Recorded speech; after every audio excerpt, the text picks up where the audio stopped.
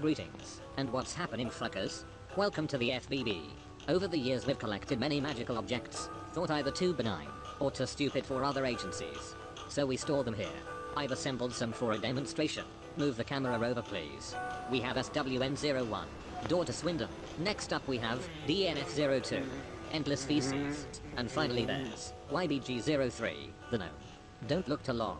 It gets real weird when you do that. Well, that's fucked. Anyway, while I deal with this, let's take a look at Control, a title that frankly gets really fucking weird.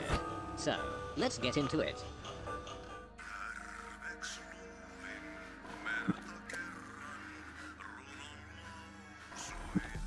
Developed by Remedy Entertainment, the apparently Finnish studio, responsible for such titles as Alan Wake and Max Payne. Control is a third-person Metroidvania title, combining fast-paced shooting, blunt force trauma via fire extinguisher, and schizophrenic writing plucked from the mind of Alex Jones. You play as Jessie Faden, a woman, as she explores the Federal Bureau of Control, in order to combat an interdimensional entity known as the Hiss. You are tasked with cleansing the building, assisting the company's various employees, while being subjected to Jessie's constant internal monologue. Combat is built around the concepts, traditional third-person shooting, and hitting enemies in the face with physics objects, while technically offering only one main weapon, the service weapon. This unlocks different forms as you progresses, including a shotgun-style scatter shot, and a rapid-fire mode. Additionally, supernatural powers, such as telekinesis and flight, are unlocked through interactions with special items, known as objects of power, which generally involves Jessie tweaking out in front of a floppy disk or some shit. Though she spends most of the game tweaking out anyway.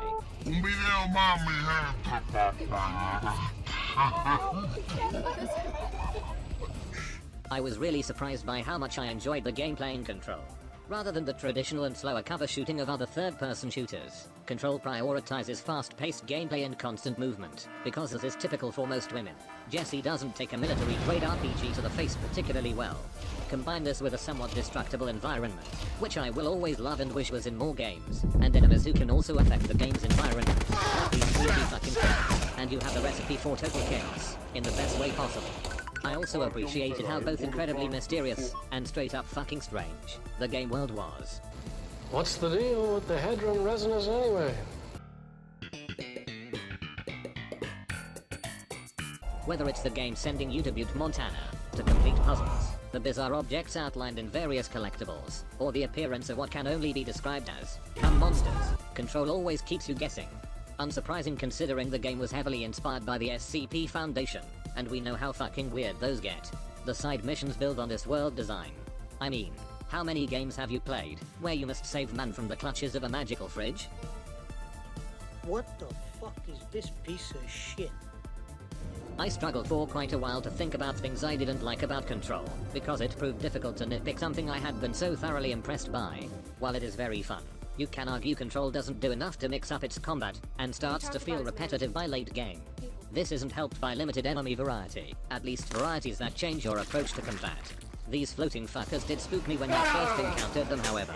This is a shame given how much I enjoyed it, though you can only hit people with office supplies so many times, I suppose. Beyond that, any issues I had were incredibly minor.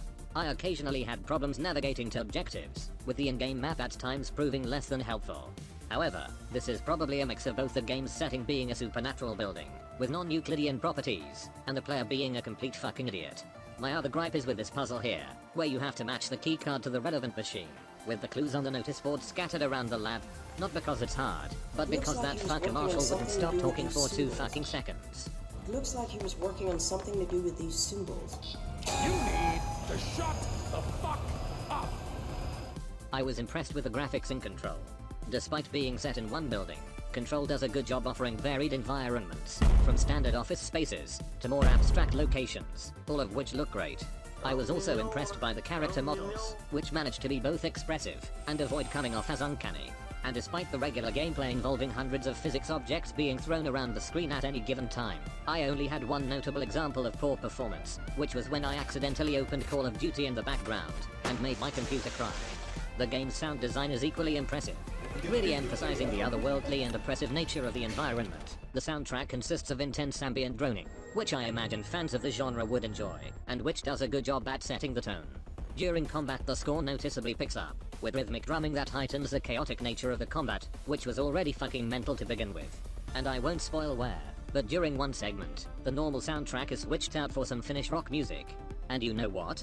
It's pretty fucking great. Overall, I was thoroughly impressed with Control, and had a fantastic time playing through it. For what few minor gripes I have with it, it manages to provide an experience that's equal parts chaotic and straight up bizarre, and one that I would recommend to anyone. It's definitely worth a look. Anyway, I'll be off now. I've managed to catch our little runaway friend here. Okay then, little fella, let's get you on back to your cell. No shit, where are we? Oh no, oh fucking hell no.